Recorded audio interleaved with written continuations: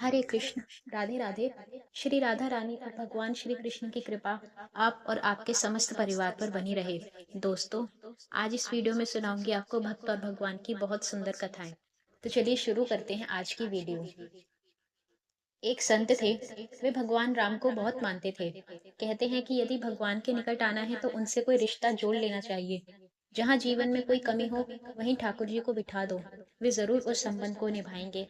इसी तरह संत भी भगवान राम को अपना शिष्य मानते थे, और शिष्य पुत्र के समान होता है, इसलिए माता सीता को पुत्र वधू के रूप में देखते थे। उनका नियम था रोज मंदिर जाते और अपनी पहली माला भगवान को पहनाते थे। पर उनकी यह बात मंदिर के लोगों को अच्छी नहीं लगती थी। उन्होंने पुजारी से कहा, ये बाबा रोज मंदिर आते हैं और भगवान को अपनी उतारी हुई माला पहनाते हैं।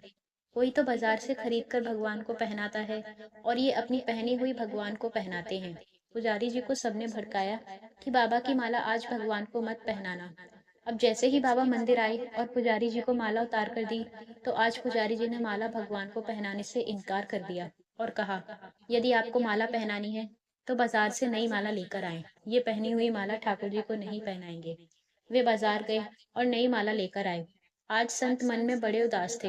अब जैसे ही पुजारी जी ने वह नई माला भगवान श्री राम को पहनाई, तुरंत वह माला टूटकर नीचे गिर गई। उन्होंने फिर जोड़कर पहनाई, फिर टूटकर गिर गई। ऐसा 3-4 बार किया, पर भगवान ने वह माला स्वीकार नहीं की।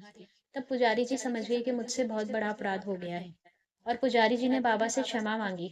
संत सीता जी को बहू मानते थे, इसलिए जब भी मंदिर जाते पुजारी जी सीता जी के विग्रह के आगे पर्दा कर देते। भाव ये होता था कि बहू ससुर के सामने सीधे कैसे आए, और बाबा केवल राम जी का ही दर्शन करते थे। जब भी बाबा मंदिर आते तो बाहर से ही आवाज लगाते, पुजारी जी हम आ गए हैं, और पुजारी जी झट से सीता जी के आगे पर्दा कर देते। एक दिन बाबा ने बाहर आने से आवाज लगाई, पुजारी जी हम आ गए।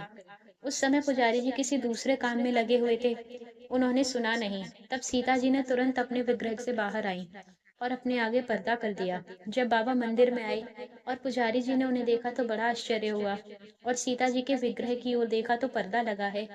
पुजारी जी बोले, बाबा आज आपने आवाज तो लगाई ही नहीं।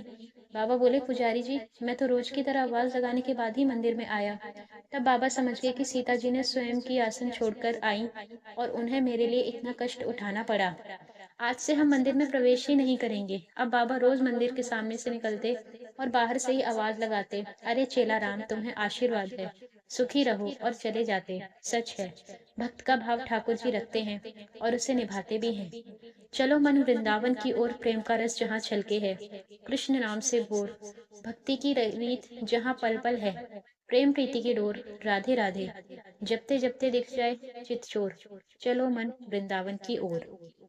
और आइए अब हम दूसरी कथा सुनते हैं। विट्ठल भगवान और उनके बहुत बड़े भक्त हुए नामदेव की।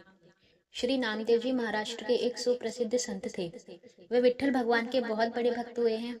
उनका ध्यान सदा विट्ठल भगवान के दर्शन, भजन और कीर्तन में ही लगा रहता था। सांसारिक कार्यों में उनका जरा भी मन नहीं लगता था। वे एकादशी व्रत के प्रति पूर्ण निष्ठावान थे। वे उस दिन जल भी नहीं पीते थे। एकादशी की संपूर्ण रात्रि को हरिनाम संकीर्तन करते। एकादशी को वे न अन्न खाते और न ही किसी को खिलाते। एक दिन एकादशी की रात्रि को वे हरिनाम संकीर्तन कर रहे थे। उनके साथ अनेकानेक भक्त भी संकीर्तन कर रहे थे।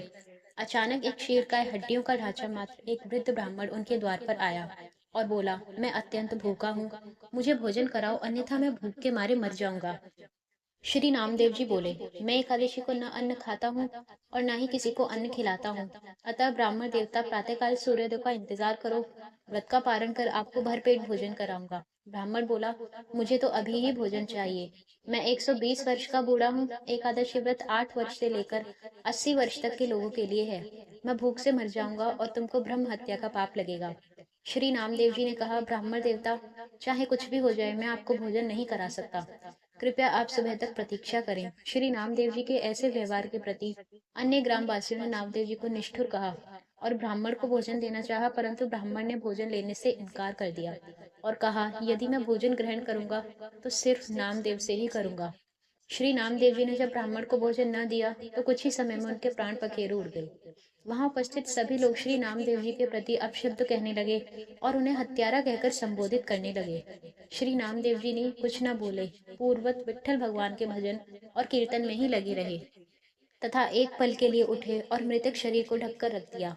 वह मृत देह के समक्ष नाम संकीर्तन करते रहे। प्रातःकाल श्री नामदेव जी ने व्रत पारण किया और एक चिता बनवाई। स्वयं उस ब्राह्मण के पार्थिव शरीर को अपनी गोद में लेकर चिता पर बैठ गई। चिता को प्रज्वलित किया गया। जब आग की लपटें श्री नामदेव जी तक पहुंचने ही वाली थी, तो अचानक वह ब्राह्मण उठा और श्री नामदेव जी को उठाकर चिता से बाहर कूद पड़ा। जब तक नामदेव जी कुछ समझ पाते, वो बूढ़ा अंतर ध्यान हो गया। स्वयं विट्ठल भगवान ही उनकी परीक्षा लेने आए थे। इस घटना को देखकर सब आश्चर्यचकित हो गए और श्री नामदेव जी की जय जयकार करने लगे। धन्य है श्री नामदेव जी। चित्त में प्रज्ञा का प्रकाश, ज्ञान का दीपक जले, तभी ठाकुर जी का निराकार स्वरूप दिखाई देता है। भागवत श्रवण से चित्त रूपी दीपक जलाने का प्रयास मानव को करना चाहिए।